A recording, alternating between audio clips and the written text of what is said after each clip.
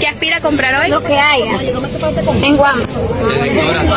Yo tengo 17 años, papá. Yo no estoy estudiando ahorita porque yo sinceramente me voy al país por cuestión de mi futuro, pero yo realmente no me quiero ir de Venezuela. Este es mi país, yo nací aquí, estoy luchando por él. La lucha de poco vale por el futuro de muchos. Hay países que desaparecen en guerras y hay países que mueren lentamente mientras el mundo mira. No fue un terremoto, no fue una invasión, no fue un desastre natural, fue peor. Fue la esperanza apagándose. Esta es la historia de un país que alguna vez fue el más rico de Latinoamérica y terminó luchando por un pedazo de pan. Año 2013. Muere Hugo Chávez. Para algunos, un líder. Para otros, el inicio del fin. Pero nadie imaginaba lo que vendría después. Nicolás Maduro asume el poder. Y en ese momento, sin dispararse una sola bala, Venezuela ya había comenzado a caer.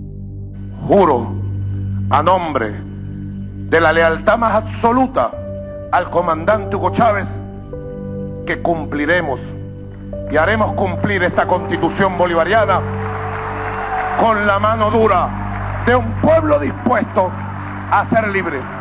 Primero no fue el hambre, fue la escasez. Desapareció la leche, luego el arroz, después la harina. La gente hacía filas desde la madrugada, no para comprar, para ver si alcanzaba. Y por primera vez, el pueblo venezolano empezó a conocer una palabra que nunca imaginó vivir: sobrevivir. El desespero creció, la rabia también. Ya no era política, era hambre. Y cuando un país tiene hambre, no grita, estalla. Febrero 2014. Las calles de Venezuela iban a cambiar para siempre. Lo que comenzó como protestas terminaría en sangre.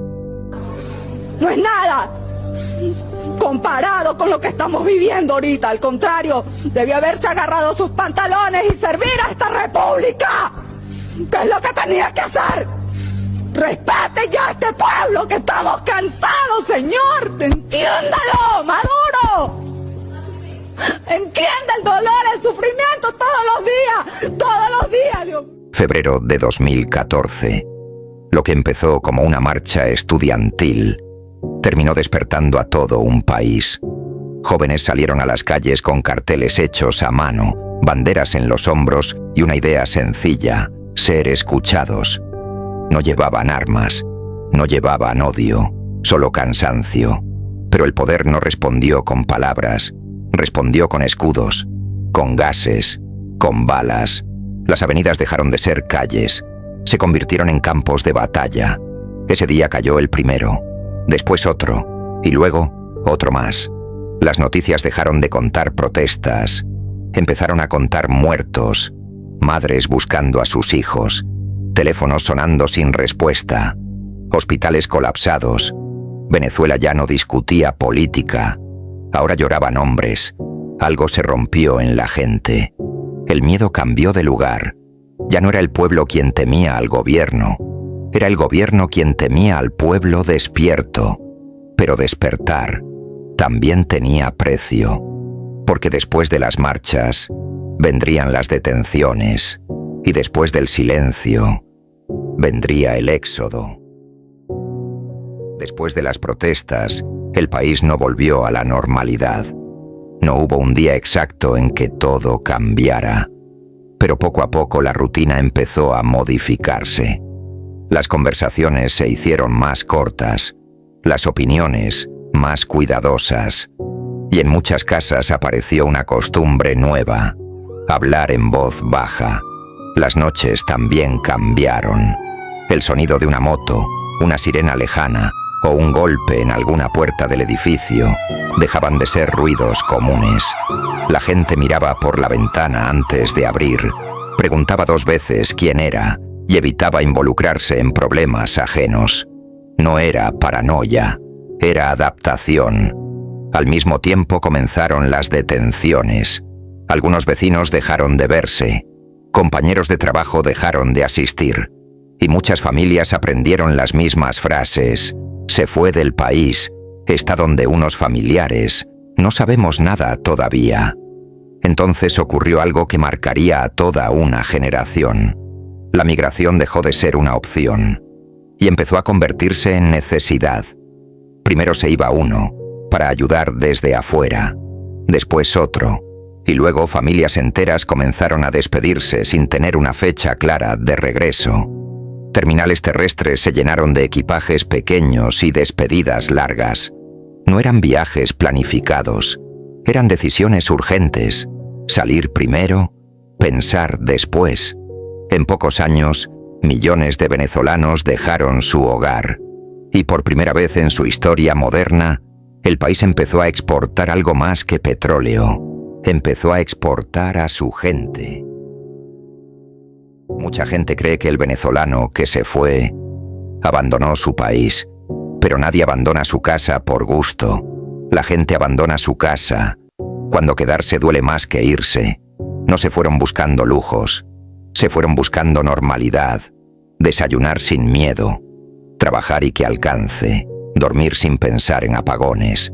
Desde 2014 millones tomaron una mochila y caminaron sin saber si volverían. Hoy, casi 8 millones de venezolanos viven fuera del país, pero nadie ve lo que vino después. El médico manejando taxi, el ingeniero cargando sacos, la profesora limpiando mesas, y aún así, mandaban dinero a su mamá. No era progreso, era supervivencia. El venezolano aprendió algo afuera, que su país no era un lugar, era su gente. Y por primera vez entendieron, Venezuela no estaba en Caracas, estaba en cada acento, en cada arepa, en cada abrazo entre desconocidos. Durante años Venezuela se acostumbró a vivir en suspenso. No era costumbre, era defensa. Cada vez que alguien anunciaba un cambio definitivo, la realidad volvía a quedarse igual. Por eso la gente dejó de reaccionar rápido. Aprendió a esperar confirmaciones antes de sentir. La madrugada del 3 de enero de 2026 empezó como cualquier otra. Teléfonos encendiéndose en habitaciones oscuras, mensajes que llegaban sin contexto, familiares preguntando desde otros países qué estaba pasando. Nadie celebraba, nadie discutía. Primero había que comprobar. Las primeras horas fueron confusas. Interrupciones de señal, transmisiones incompletas, versiones contradictorias. El país entero observaba con cautela, como quien ha aprendido que ilusionarse demasiado pronto también puede doler, hasta que la información dejó de ser rumor. La confirmación de la captura de Nicolás Maduro no provocó gritos inmediatos, provocó silencio, un silencio pesado, difícil de describir, porque no era alegría ni tristeza, era comprensión. Muchas personas simplemente se sentaron en la cama, otras despertaron a alguien cercano, otras llamaron a quien llevaba años fuera. No sabían exactamente qué decir, solo necesitaban compartir el momento. Después llegaron las emociones, no como euforia colectiva, sino como alivio. Para una generación acostumbrada a la incertidumbre, la noticia significaba algo más profundo que un cambio político. Significaba que la historia podía moverse. Ese día no resolvió todos los problemas ni borró los años anteriores, pero introdujo algo que había desaparecido lentamente: la posibilidad real de planificar. Pensar en el mes siguiente, en el próximo trabajo, en un regreso posible. La esperanza no apareció como un festejo, apareció como una idea sencilla. Tal vez ahora sí valga la pena imaginar el futuro sin miedo.